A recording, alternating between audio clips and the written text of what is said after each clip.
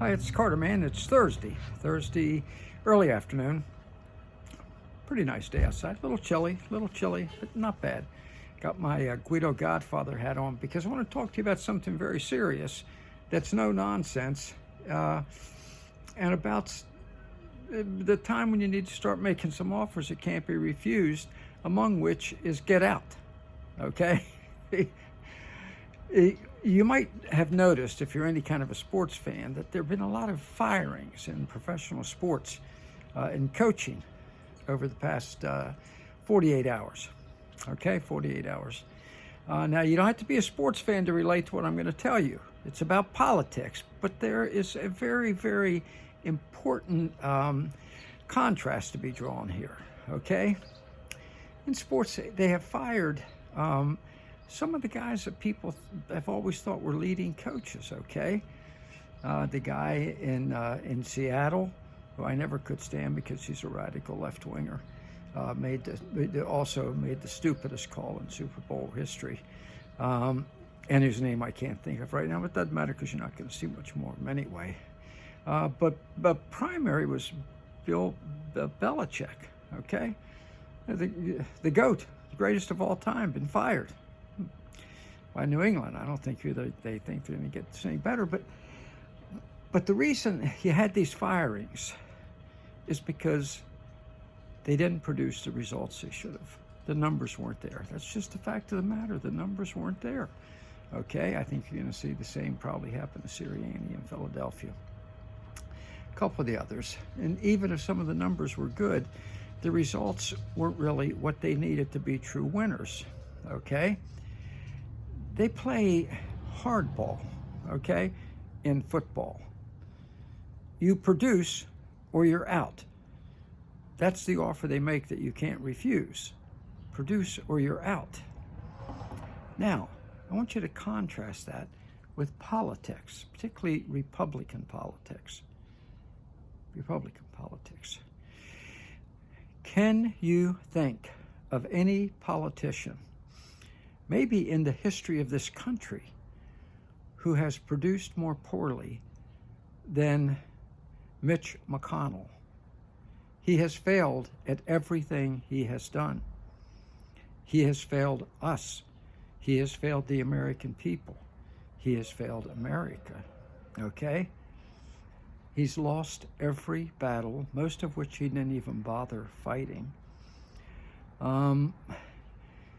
His stats are terrible. Any bill he has said that was important to him, he has ended up getting his socks beat off by the opposition, no matter who it was. Harry Reid, Chuck Schumer, didn't matter who it was. Okay, he gets beat. Occasionally he has a little victory, like Merrick Garland not being allowed to be Supreme Court Justice, but, you know, an occasional victory every once in a while is not enough. As the coach of the Carolina team learned, 2 to 3 victories and 17 or 14 losses doesn't quite make it. Well, Mitch McConnell's track record is much worse than that. He is a loser, and yet he is still, quote, the coach, and has been for years on end. Because in politics, they really don't care. They're just playing games with each other, okay? Football may be a game, but it's a serious business. Politics should be a business. Instead, it's a silly game because they don't really care, okay? Now I'm going to give you one more example, then I'm going to let it go. When they do hire a new coach, they go out and get somebody they think is a real winner and who has a track record. Contrast that with the House of Representatives. They go out, they need a new speaker, because thank God they finally did fire, thanks to Matt Gaetz, a horrible, horrible coach who essentially played for the other team. And they bring in Mikey Johnson. That would be like the Patriots now, or the Seattle Seahawks, going and finding a nondescript, do-nothing, backbencher linebackers coach and saying, okay, we're going to make you our head coach now. It will never happen. It will not happen, okay? They look for experience. They look for a great track record. They look for proven results. They don't go find somebody who is the least objectionable, which is what Mikey Johnson was. And so we continue to lose. And just a couple days ago, he sold us out on the budget to Chuck Schumer, for God's sake. And I love that Chuck actually patted him on the head. And said, oh, he's a very respectful fellow, very respectful young fellow. What an insult. That was Chuck's way of saying doofus. Guy's a doofus. Doesn't know how to play the game. Doesn't know how to play the game, particularly as a business. So I'm just telling you, what a great, great contrast you have right now, and one that's very obvious. In pro football, guys don't cut it, even if they've had in the past a great track record, which none of these politicians has. They don't cut it. They're out because they're serious about winning in pro football. In politics, Republican politics in particular,